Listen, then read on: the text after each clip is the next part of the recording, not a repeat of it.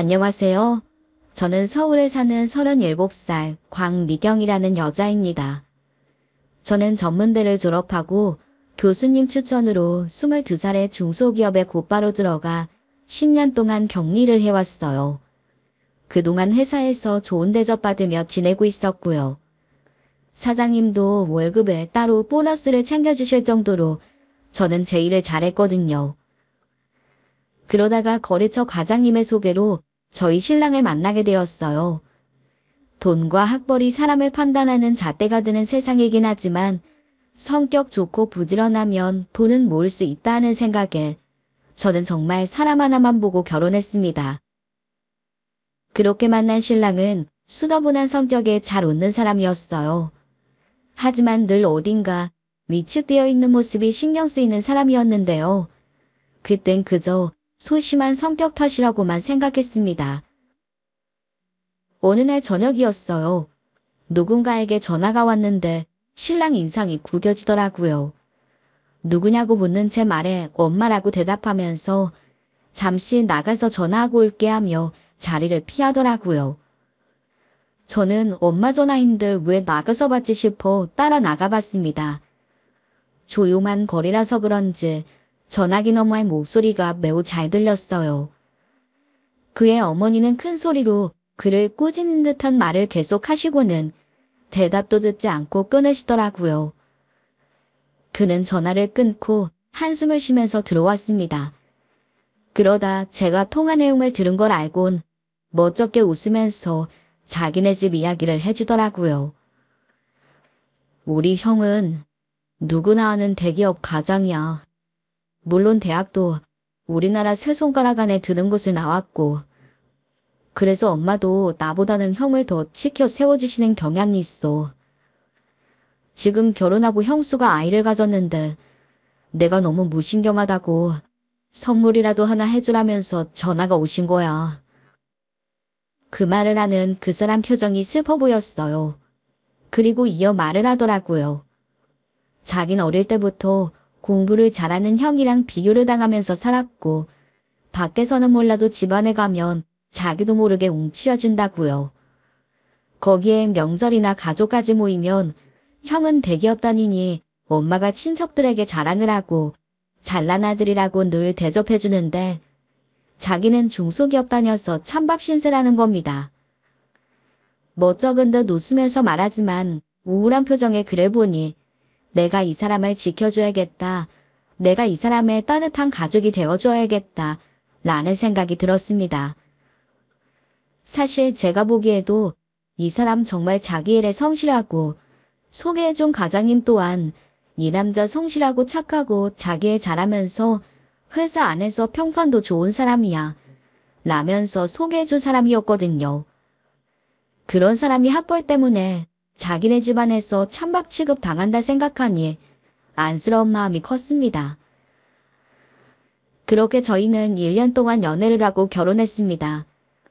이 사람과 결혼 준비를 하면서 신랑이 말한 시어머니의 차별은 저에게도 이어졌어요. 그럴 때마다 신랑은 미안하다며 제 마음 상하지 않게 하기 위해 노력했습니다.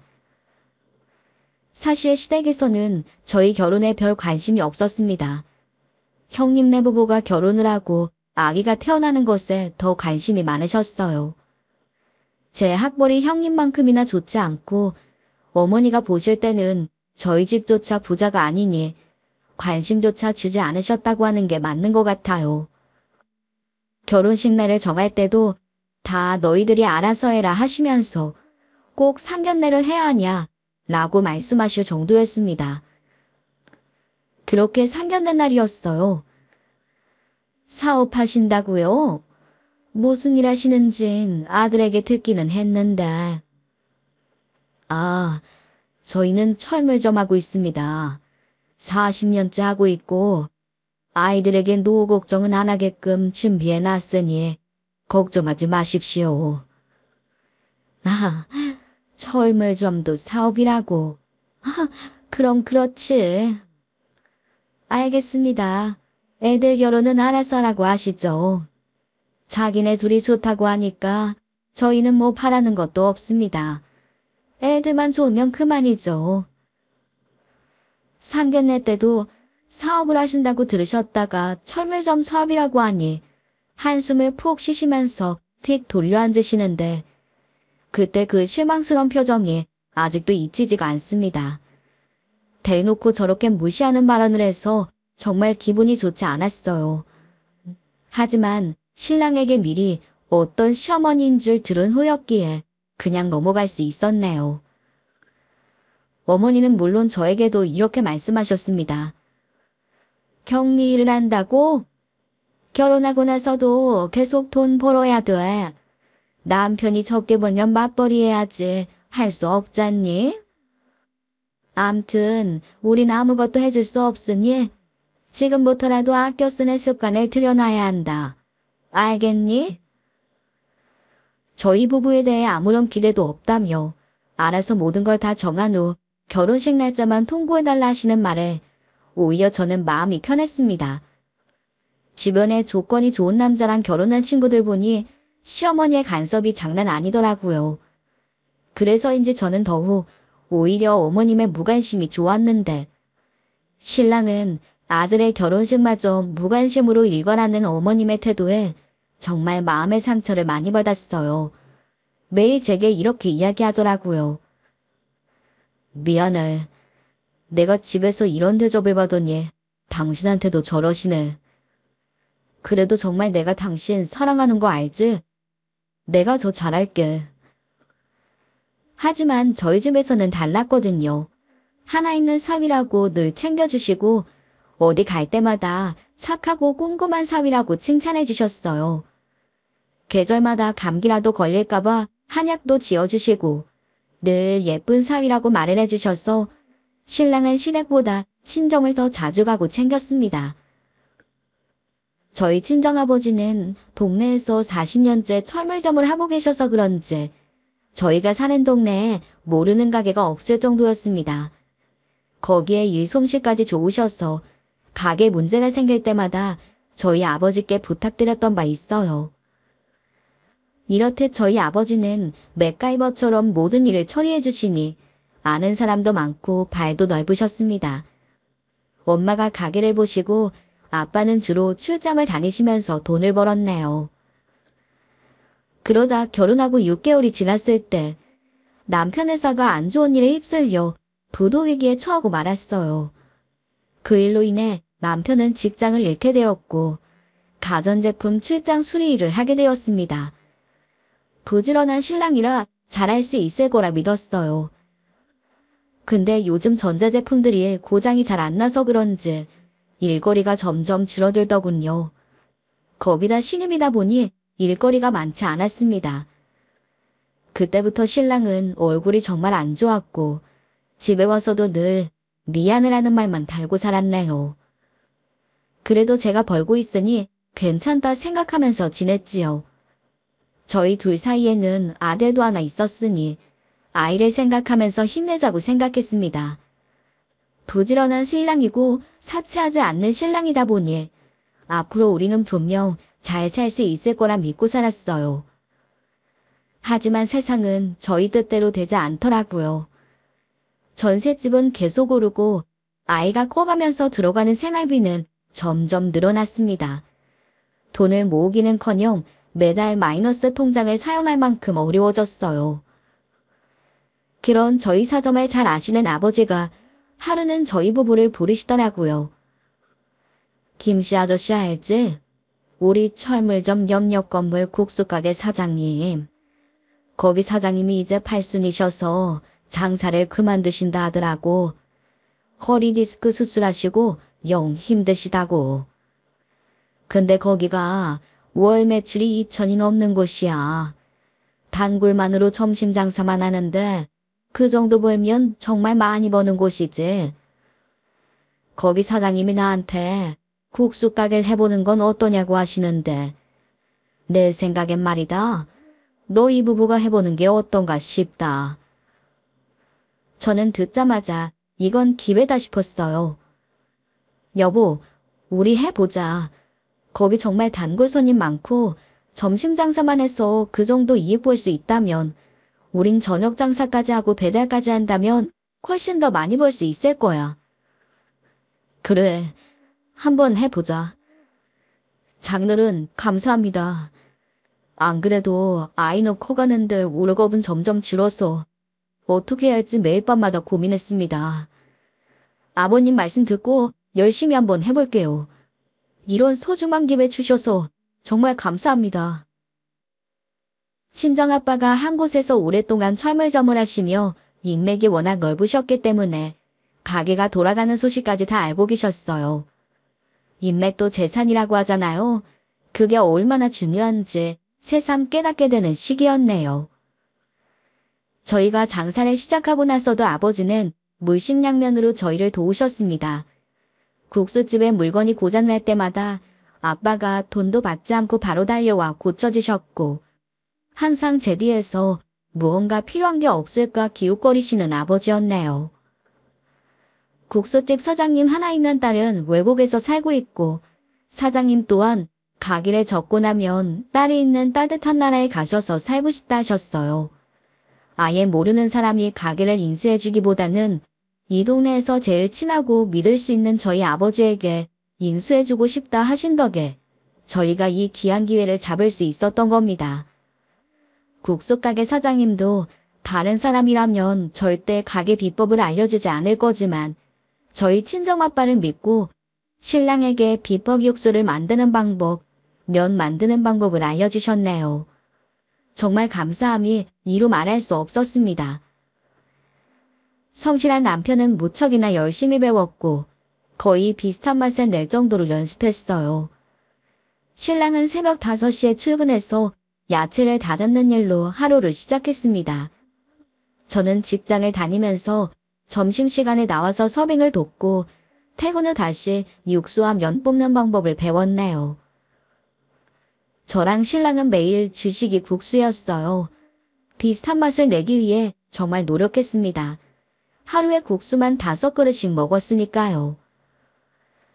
그렇게 가게를 인수 후 저는 다니던 회사까지 접고 함께 국수집 일을 시작했습니다. 시댁에서도 아들이 직장을 잃고 새 일을 시작한다고 하니 한번 구경을 오셨어요. 하지만 30년 된 가게를 인수받아서 하다 보니 그리고 리모델링을 미처 하지 못한 상태의 가게를 보시고는 그대로 굴어버리셨습니다.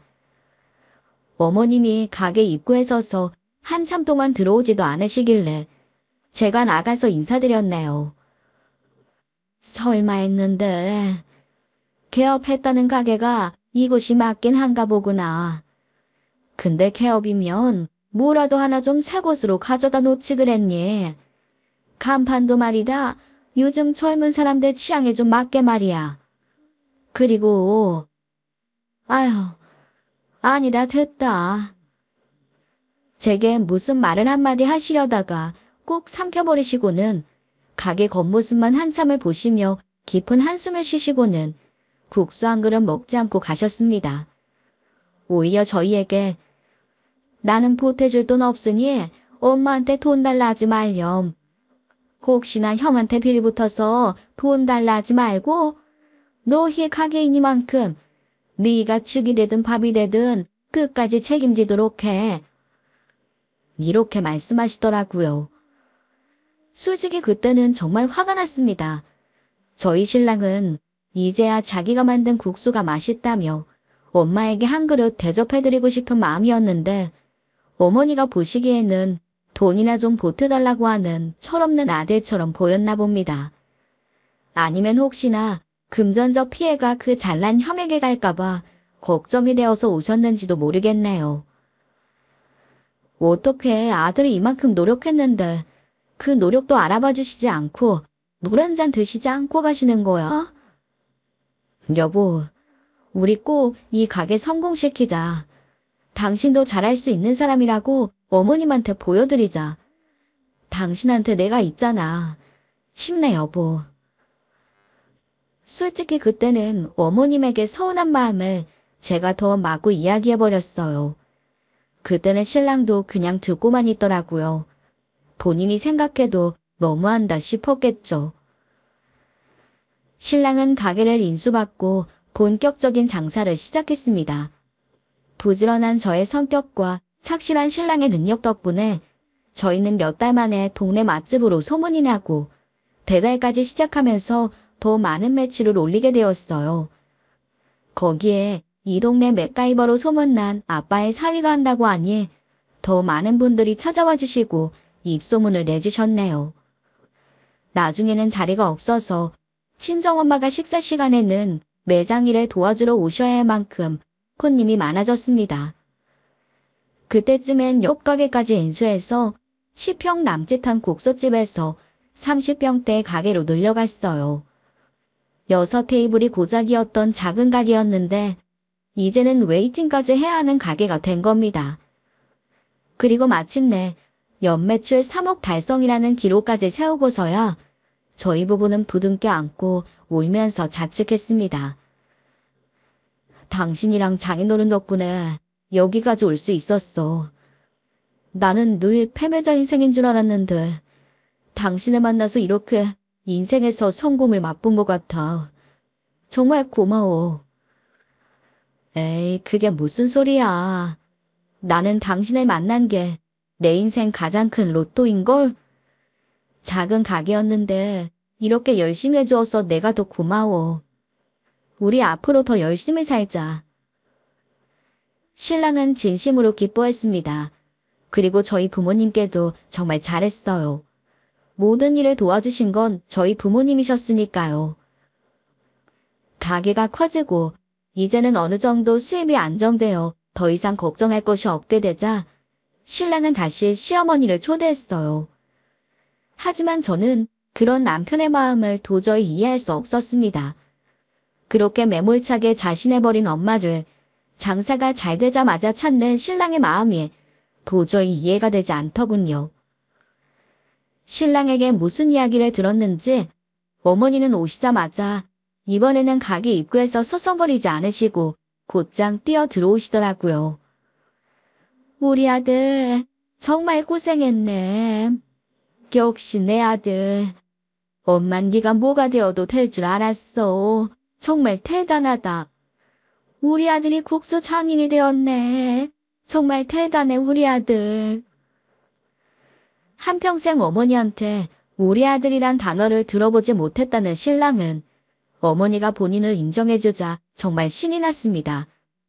반면에 저는 왜 이제서야 찾아와서 아들에게 칭찬을 하는 건지 어머님의 들뜬 모습이 좋게만 보이진 않았네요. 탐탁지 않은 모습에 저를 두고 신랑은 자꾸 어머니를 가게로 초대하고 싶어하고 실에게 방문하기를 바라더군요. 어머니에게 칭찬받고 싶어하는 아이처럼 신랑은 시어머니에게 매달렸습니다. 적어도 제 눈에는 그렇게 보였어요.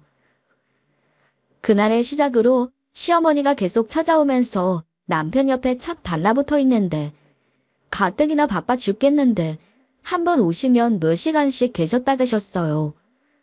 그러던 하루는 어머니께서 이런 이야기를 하시는 겁니다. 요즘 허리가 너무 아픈데 내가 병원을 못 간다. 아플 때도 되었지 뭐. 허리가 아픈데 침대를 10년 넘게 사용하고 있어. 요즘 나오는 침대는 허리도 편하다는데. 누가 봐도 좋은 침대를 하나 사달라는 이야기로 이제 막 성공한 아들에게 빌붙는 시어머니를 보니 정말 기가 차더군요. 거기에 한술 더해 동창들이 모인다고 하는데 이포가롯이 없다며 아들 둘 번듯하게 키워놓는 거 아는데 남들 다 있는 명품 가방 하나 없으니 하면서 말끝을 흐리더라고요. 잘난 큰아들만 최고다 하실 땐 언제고 저희 가게가 잘 되기 전에는 혹시나 본인한테 손 벌릴까봐 겁이 나서 손절하실 때는 기억도 안 나는지 자꾸 아들에게 그리고 저 들으라고 아프다 옷이 없다 돈 달라는 타령을 하셨습니다. 하지만 저는 그런 시어머니가 너무 얄미워서 무언가를 사드리고 싶은 생각이 전혀 없었네요.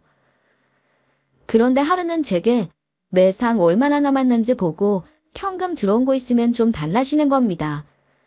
저는 어이가 없어서 현금 들어온 거 없고 저희도 대출받아서 가게 시작한 거라 다 갚아야 하니 돈 달라는 소리 하지 말라고 이야기했어요.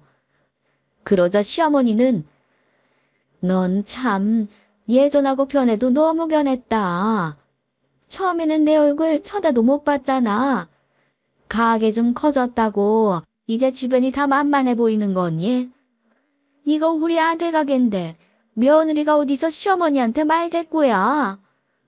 우리 아들이 실컷 고생해서 이제야 살만하게 됐으면 시어머니나 시댁한테 알아서 잘해야지.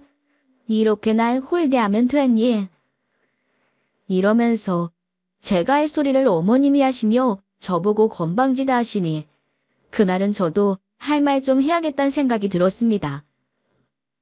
어머니, 저희 처음 시작했을 때 오셔서 잘해봐라 응원 한마디 안 해주시고 가게 들어오기도 꺼려 하셨잖아요.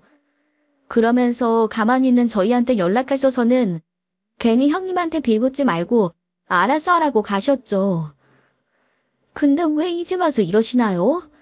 바뀐 건 제가 아니라 어머님이시죠. 저도 성질이 나서 언성이 점점 높아지자 안에 있던 남편이 허겁지겁 나오면서 저를 붙잡더라고요. 당신 지금 엄마한테 무슨 말이야? 엄마도 이만 가세요.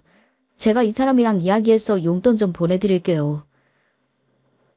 가게에 대한 모든 돈은 사실 제가 관리하고 있었습니다. 처음 시작할 때 권리금부터 가게 인수까지 저희 아빠 이름으로 했고요. 중견 회삿돈 관리도 해봤던 제가 국수 가게 관리하는 건 어렵지 않았어요. 저희 신랑 또한 제가 돈 관리를 더 잘한다는 걸 알기 때문에 아무런 말도 하지 않았고요. 그런데 어머니가 자꾸 가게 오시면서 신랑이 돈 관리에 대해 말을 하더라고요. 자기에게 용돈을 얼마를 달라 이야기한다던가 어머님한테 용돈을 보내고 싶다는 이야기를 꺼내는 겁니다. 저는 신랑에게 한 소리 했습니다. 우리 그렇게 어려웠을 때 1,000원 한 장 보태주신 적 없으신 분들이셨어. 당신 회사 잘리고 우리 한 달에 100만 원으로 정말 힘들게 지낼 때도 나는 모른다. 니네 부부 일은 너희가 알아서 해라 하시던 분인데 왜 우리가 돈을 보내드려야 돼? 당신은 어머니한테 그렇게 당하고도 아직도 정신 못 차렸구나. 그러자 남편은 한동안 말이 없다가 제게 그러더군요. 그래도 엄마가 이제야 형이 아닌 나를 봐주시는데 엄마한테 좀 살갑게 대해주면 안 돼? 난 엄마랑도 잘 지내고 싶단 말이야. 당신 정말 바보야? 당신이 지금 가게가 잘 되니까 이제 와서 가족 운운하시는데 힘들 때는 나 몰라라 하셨으면서 이제야 사람답게 사니까 와서 이러시는 거 나 정말 불편해. 그동안 당한 게 얼만데 속지 말라고 말했지만 신랑은 천륜을 끊기 힘든지 계속 흔들리는 모습이었습니다. 결국 이내 신랑에게는 저는 뒷전이 되었어요. 늘 가게 끝나고 나면 수고했다 고생했다고 이야기하며 그래도 당신 덕분에 새 삶을 살 수 있다고 웃던 신랑이었는데 말이죠. 시어머니가 등장하고 나서는 한 번도 고맙다, 사랑한다, 수고했다 이야기한 적이 없었습니다. 매사 저랑 관련된 일을 귀찮고 제가 하는 이야기는 다 잔소리로 받아들이더라고요. 그리고 그런 태도는 시어머니를 만나고 온 날은 유독 심했습니다. 저희 신랑이 마마보이 기질이 있다는 사실을 그제야 저도 눈치챘네요. 그러던 어느 날이었어요. 어머니는 허리 디스크가 재발해서 입원을 하고 수술을 해야겠다면서 병원비를 달라고 찾아오셨더라고요. 내가 병원에 좀 다녀야겠다. 허리가 아파서 도저히 안 되겠어. 물리치료도 좀 하고 도수 치료도 좀 하게 돈 좀 보태다오. 카드도 괜찮고. 물론 어머님이 정말 아프실 수도 있으니 일단은 제가 그랬어요. 어머님, 실비 있으시죠? 병원비 청구해보시고 나머지 돈에 대해서는 형님 부부랑 반반 부담하겠습니다. 정말 충분히 상식적인 수준에서 말씀드렸지만 어머님은 만족스러운 대답이 아니었는지 드시던 물잔을 테이블에 신경질적으로 내려놓으시면서 이렇게 소리치셨습니다. 아니 너는 여태 나한테 뭐 하나 해준 적도 없으면서 시어미가 아프다고 병원비 500달라는 게 그게 그렇게 주기 싫으냐. 어머니, 병원 입원하시고 나서 돈 정산할 때 내면 되는데 왜 벌써부터 현금으로 달라고 하시는 건데요? 정말 병원비가 필요하신 거 맞으세요? 그렇게 제가 가게 앞에서 시어머니와 실랑이를 벌이자 그 소리를 듣고 남편이 뛰쳐나왔습니다. 당신, 엄마가 지금 아프시다고 하는데 건강부터 물어봐야 되는 거 아니야? 지금 돈이 문제야. 병원비 없다고 돈 달라고 온 시모에게 제가 매몰차게 끊어버리자 남편이 버럭 성질을 부리며 난리치기 시작하더라고요. 우리 엄마한테 왜 그랬냐며 엄마 편을 들기 시작하는 겁니다. 시모는 남편 옆에 착 달라붙어서 울기 시작했습니다. 하지만 제 눈에는 어머니가 호구 아들 잡아서 불쌍한 척 하는 걸로밖에 안 보였네요. 상식적으로요. 허리가 아프다는 분이 시댁에서 저희 가게까지 1시간이나 되는 거리를 왜 자주 오시는 걸까요? 보통 허리가 아프면 버스 타는 것도 힘들잖아요. 왜 가게까지 와서 이 난리를 피우시는 건지 이해할 수가 없었습니다. 거기다 가실 때는 신랑은 꼭 택시를 잡아서 편하게 택시 타고 가라고 했어요. 1시간 거리 택시비만 늘 7만 원 이상이 나왔습니다. 저는 그것도 마음에 들지 않았고요. 그러면서 가시기 전에 제 얼굴을 뚫어져라 쳐다보시며 내가 우리 아들한테 아파서 병원비 좀 달라고 했다고 이런 수모를 겪는구나. 늙으면 죽어야지. 내가 죽어야지. 이렇게 살아서 뭐 하겠니? 아들 녀석 번듯하게 잘 키워놨더니 부모를 나 몰라라 하는데. 남편도 이 소리를 듣자 어머님과 똑같이 저만 쳐다보더군요. 당신, 어머니가 달라는 대로 드려. 500만 원 정도 그렇게 힘든 돈 아니잖아. 이렇게 엄마가 우시는데 당신도 얼른 잘못했다고 그래. 그래서 저도 현실적으로 남편에게 이야기해줬어요. 당신, 우리 한 달에 100도 못 벌어서 힘들게 살았던 세월 다 잊었어. 지금 우리 아빠한테 빌린 대출금도 다 갚지 못한 거 알아? 그리고 병원비를 안 내드린다는 게 아니잖아. 태어날 때 우리가 계산하겠다는데 왜 지금 500만 원이라는 현금을 달라고 하시는데 이상하지 않아. 제 말을 다 들으신 어머니는 더 서럽게 울기 시작하셨습니다. 정말 저만 나쁜 사람인 것 같더라고요. 아들 가게에서 울고 이런 소란을 피우면 영업에 방해된다는 생각은 못 하시는 것 같았습니다. 그런데도 남편은 어머님 손을 잡으며 엄마, 내가 알아서 마련해 볼 테니까 걱정하지 마시고 집으로 돌아가세요. 우리 이제 저녁 장사 준비해야 되니까. 엄마 걱정하지 말아요. 제가 해드릴 테니까 택시 타고 집에 가세요. 제가 전화 드릴게요. 그 뒤로도 신랑은 어머님 병원비를 현금으로 달라고 계속 압박했습니다. 병원비가 한 번에 몇백만 원씩 들어가는 게 어디 있냐며 저는 절대 안 된다고 말렸고 그날 이후 저희 부부 사이는 멀어지기 시작했어요. 신랑은 그날 시댁에서 자고 오겠다고 하더라고요. 신랑이 사용하는 카드는 전부 저한테 문자가 오는데 어머니 옷가게, 마트에서 무엇을 구매했는지 100만 원이 넘는 돈을 결제하고 왔습니다. 어머니는 아들이 본인 원하는 물건 다 결제해주자 본격적으로 가게에 나타나시더라고요. 철물점집 딸이 우리 아들 같은 능력 있는 남자 만나서 사모님 소리 듣고 좋겠어. 그래놓고 시어머니를 이렇게 무시하는 게 어딨어.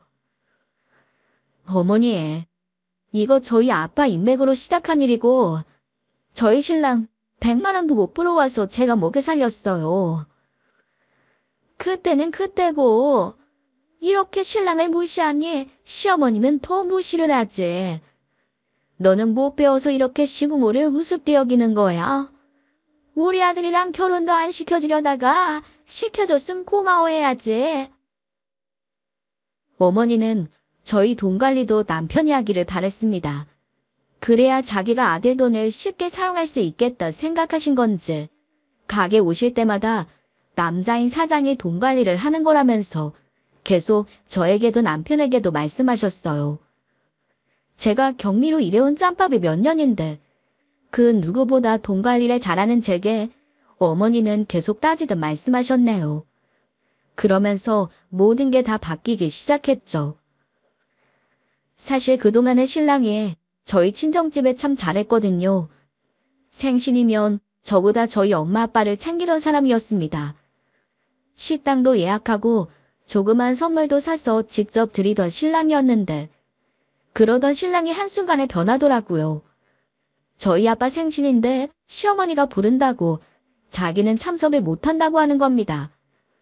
그러면서 너도 우리 엄마한테 잘하지 않는데 왜 나만 잘해야 하냐며 자기는 시댁 가서 저녁 먹고 온다는 말에 정말 화가 났어요.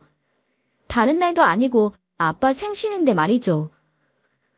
당신 지금 한 말 무슨 뜻이야? 우리 아빠가 당신한테 어떻게 잘해주셨는데 아무것도 안 해주시고 이제 와서 우리한테 돈만 달라고 하는 시어머니랑 우리 집이 어떻게 같아? 그러니까 당신은 당신 부모님 챙기라고.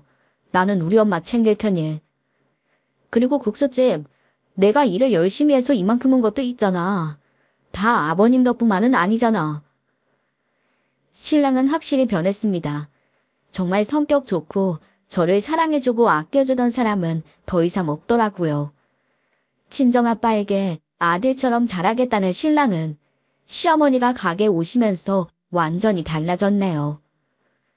같은 동네라서 늘 오픈 전에 아침 인사를 하고 아빠 커피 한 잔 사드리면서 아들같이 굴었던 신랑은 시어머니가 오시고 나서는 한 번도 친정가게 가지 않더라고요. 저희 부모님도 매우 서운해하셨어요.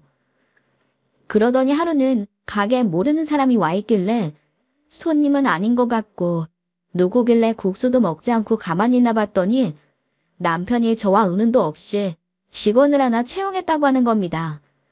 주방 보조도 아니고 테이블 보조로 구했다는 거예요. 듣자마자 무슨 소리인지 딱 알겠더군요. 저를 대신하는 직원을 뽑았으니 저와 상의를 못한 것 같았어요. 그렇게 저를 가게에서 밀어내려고 했던 겁니다. 그러면서 남편은 한술 더 또 시댁에 가서 며느리 노릇을 하라고 저에게 시키는 겁니다. 엄마 허리 아프시니까 당신이 시댁에 가서 집안일 좀 도와드려. 다른 집 며느리들은 어머니가 아프면 같이 병원도 가드리고 한다던데. 당신한테 그런 일까지 시키지 않을 테니 집안일이라도 좀 도와드리면서 엄마랑 잘 지낼 생각 좀 해. 그리고 가게는 신경 쓰지 말고 여기 안 나와도 되니까 집에 있어. 신랑의 말에 마음이 완전 돌아섰습니다. 저는 그동안 시댁에서 받은 게 없으니 저도 할 게 없다고 말해왔어요. 사실 그렇잖아요. 엄밀히 따지면 시댁에서 받기는커녕 몰매 맞는 소리만 들어왔으니 내가 시댁에 가서 집안일 할 일은 없을 거라고요. 그러자 남편도 단단히 화가 났는지 저를 노려보며 한숨을 푹 쉬더군요. 남편이 직원을 뽑든 말든 저는 계속해서 가게에 나왔어요. 제가 없으면 누가 올 건지 너무나도 뻔했기에 비울 수가 없었거든요. 그리고는 얼마 지나지 않아 어머님이 밝은 얼굴로 들어오시더라고요. 한 손에는 무슨 서류봉투를 흔들면서 오시는데 오시자마자 저를 불러다 테이블에 앉히시더니 그 서류봉투를 제 앞에 쓱 밀어놓으셨습니다. 그래, 너도 아직 젊고 우리 아들이랑 이렇게 안 맞는데 굳이 같이 살 필요가 있니? 요즘 이혼은 흠도 아니야. 서로 쓴맛 삼켜가며 뭐하러 이렇게 살겠어. 깔끔하게 정리하고 각자 웃으면서 살아야지. 어머니, 지금 저희 이혼하라고 말씀하시는 건가요?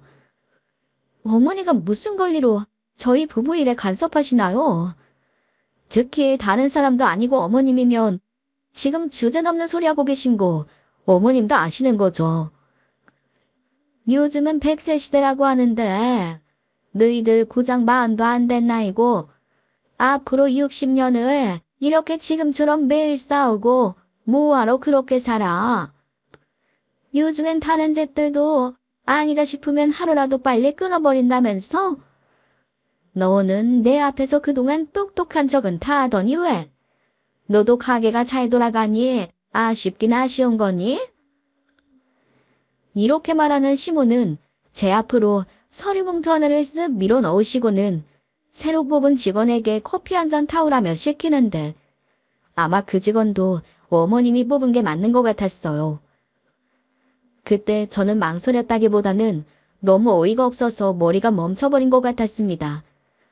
아니, 세상에 어떤 시어머니가 자식 부부 이혼하라고 이혼 소리를 직접 들고 얼굴 앞에 들이미나요? 참담한 마음에 아무 생각이 나지 않았죠. 저는 그때 주방에서 나오는 남편의 얼굴을 물끄러미 쳐다봤습니다. 지금 내가 있는 곳이 벼랑이고 최소한 이 지점은 남편이 나서서 막아주고 나를 벼랑 끝에서 붙잡아줘야 한다고 정말 그런 심정으로 남편을 쳐다봤어요. 남편도 테이블 위에 이혼 서류를 본 것 같더군요. 그러면서 천천히 제 옆으로 다가오더니 저에게는 아무 소리도 안 하고는 그대로 가게 밖으로 슬그머니 나가는 겁니다. 소심한 성격 그대로 말리지도 않고 본인이 직접 이혼하자는 소리도 못하고 그저 옆에서 자기 엄마 앞세워 심지어 이혼이라는 절차를 그렇게 방관하는 남편을 보자 저도 남아있던 모든 기대가 한순간에 무너지는 것 같았어요. 그러면서 휘몰아치던 마음이 갑자기 잔잔해지는 듯 하더군요. 그래서 이혼 서류 다시 어머님께 드렸습니다. 여기 조건이 어떤지도 나는 모르고 이걸 어디서 써왔는지 내가 그대로 따를 것도 아니니까 내가 직접 작성해서 보내겠다 이야기하고 그 자리에서 일어나 가게를 나왔나요. 그날 곧바로 변호사를 찾아갔고 거기서 준비하라는 서류 몽땅 다 준비해서 소송 준비에 최선을 다했습니다. 어머님이 정말 큰 착각을 하고 계시는 부분이요. 사실 저에게 국소집은 큰 의미가 없었어요. 어차피 저는 아빠가 하시는 철물 좀 도와드리면 그만인 일입니다. 국소집 하나로 어머님과 남편이 저리 변한 것 같은데 그럼 더더욱 그 국소집을 유지해야 할 이유가 없어 보였네요. 재산 분할하려고 확인한 결과 우리 친정에서 가게 창업하는데 정보도 가져다주고 돈까지 떼어주고 부모님들이 가게 봐주시고 이런 모든 것들을 계산해보니 남편이 20%, 제가 80% 나오더라고요. 처음부터 저희 친정 자본으로 시작한 일이었고 저희 아빠에게 갚을 돈도 다 갚지 못한 상태였기 때문에 신랑이 들고 갈 몫은 얼마 되지 않았습니다. 그 20%에서 위자료 빼고 나니까 남편에게 500만 원 남더라고요. 제 담당 변호사도 이런 케이스는 처음 봤는지 몇 번이고 다시 계산하고 또 계산했지만 503만 원인가 남는 듯 보였어요. 변호사가 엄청 당황해하며 서류를 제게 건네길래 제가 그랬습니다.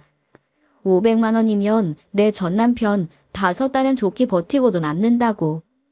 예전에 직장 다닐 때도 월에 100만 원 찍기 힘들었는데 그 금액이면 남편에게 아주 큰 금액이라며 웃어줬네요. 이 일을 알게 된 시어머니는 세상에 무슨 그런 법이 있냐며 우리에게 찾아와 따졌습니다. 너 지금 뭐 하는 거야? 이 돈으로 뭐 하라고? 내가 변호사 다시 알아볼 거야. 이거 네가 돈 뒤로 빼돌린 거지? 어? 급기야 시모는 제 몸에 손까지 댔고 시모의 미침에 제가 넘어지면서 손에 깁스까지 하는 상황이 되어버렸어요. 그 덕분에 위자료 금액만 더 올라가서 2천까지 받았습니다. 당연히 치료비는 별도고요. 치료 기간 동안 일 못한 비용까지 싹 다 계산해서 돈 거리다 이혼했으니 마무리도 돈으로 깔끔하게 계산해드렸네요. 이후 시댁 가족들이 국수집을 해보겠다고 돈을 모아서 창업했지만 석 달도 못 가고 망해버렸다고 합니다. 예전에 우리 국수집이 인기가 좋았던 이유는 다 우리 아버지가 잘 살아왔기 때문이 아닐까 싶습니다. 그 동네 맥가이버처럼 많은 일을 해준 덕분에 자연스레 단골들이 생겼고 그런 단골들이 입소문을 내주었기에 동네 장사치고 많은 돈을 벌 수 있었던 거예요. 하지만 그런 걸 전혀 몰랐던 시댁 식구들은 아들이 국수를 만들 줄 안다니까 다시 대박 날 거라 생각한 거겠죠. 하지만 장사가 어디 그리 쉽나요? 신랑은 국수를 만들 줄만 알지 서빙하고 손님들을 상대하고 단골들을 만들기 위해 노력한 건 다 제 몫이었습니다. 가게가 망하고 뒤늦게 시어머니가 찾아와 미안하다고 신랑을 받아달라 했지만 그런 배은망덕한 집안하고는 상종도 하기 싫었어요. 저는 그들을 매몰차게 끊어내었네요.